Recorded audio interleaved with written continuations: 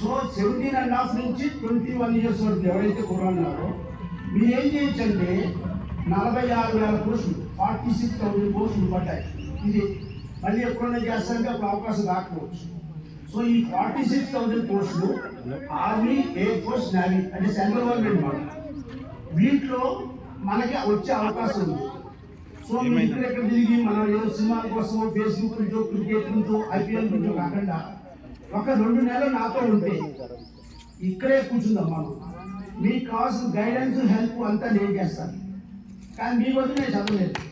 Okay, మీ వద్దు నేను చదవలేదు. మీరు చదవాలి. మీకు ఎలా రావాలి, జాబ్ ఎలా వస్తుంది అని చెప్పేసి మీ గైడెన్స్ అంతా మీకు ఇస్తాను. వీలైనంత వరకు నేను వేరే చేస్తున్నాను, అది వేరే విషయం.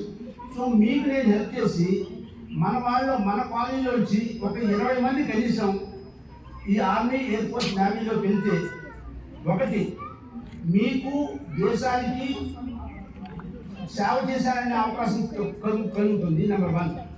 నెంబర్ 2, సెంట్రల్ గవర్నమెంట్ జాబ్ కాబట్టి నెలకు 30 నుంచి 40 వేల వరకు ఇస్తారు.